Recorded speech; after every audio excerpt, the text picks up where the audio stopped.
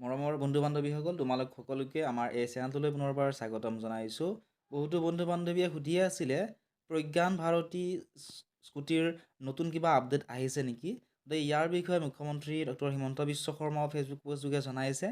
লগতে যিসকল ইলিজিবল ছাত্ৰী আছিলে সেই ইলিজিবল ছাত্ৰীসকলৰ মোবাইলত যিটো ৰেজিষ্টাৰ্ড নাম্বাৰ আছিলে তাত এনেকুৱা ধৰণে মেছেজ আহিছে যে congratulations for Pragyan Bharati free scooter award. Next দিয়া আছিলে please submit below' mention documents for insurance and RTO purpose. অৰ্থাৎ ইঞ্চুৰেঞ্চটো বনাব লাগিব, লগতে RTOৰ কাৰণে কিছুমান ডকুমেণ্টছৰ আমাক তোমালোকক প্ৰয়োজন হ'ব। কি ডকুমেণ্টছ লাগিব ধুনীয়াকৈ ইয়াত উল্লেখ কৰা আছে।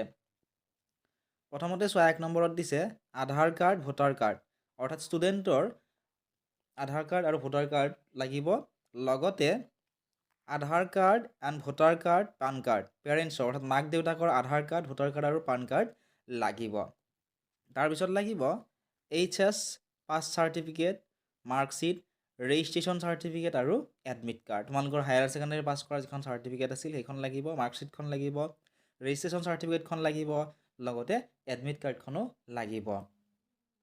তাৰপিছত আৰু কি লিখা আছে চোৱাচোন। ইয়াতে লিখা আছে যে 4 নম্বৰত যে পাছপোৰ্ট চাইজৰ ফটো দুখন তোমালোকক প্ৰয়োজন হ'ব।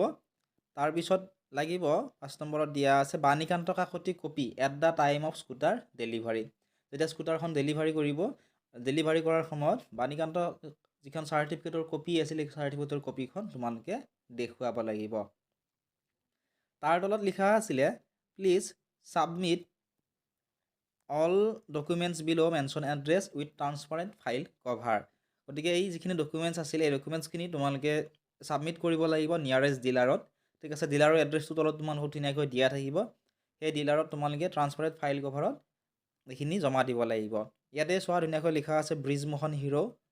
তাৰপিছত লিখা আছে GS ৰোড ABC বাস্তৱ অপজিট ৰাজীৱ ভৱন ভাঙাগড় গুৱাহাটী 5 আছাম। ঠিক আছে, তাৰপিছত তলত তেওঁলোকৰ নাম্বাৰটো দিয়া থাকিব। যদি তোমালোকৰ কিবা ডাউট থাকে তোমালোকে সেই নাম্বাৰটোত সুধিব পাৰিবা। মই ইয়াত বিশেষ কাৰণত নাম্বাৰটো ইয়াতে দেখুৱাব নোৱাৰোঁ। তোমালোকক যদি নাম্বাৰটো লাগে তোমালোকে হোৱাটছএপত মেছেজ কৰিবা, মই তোমালোকক নাম্বাৰটো দি দিম। ঠিক আছে, তো শেষত তোমালোকৰ যিখন কলেজৰ নাম আছিলে সেই কলেজৰ নামটো ইয়াত উল্লেখ কৰা থাকিব।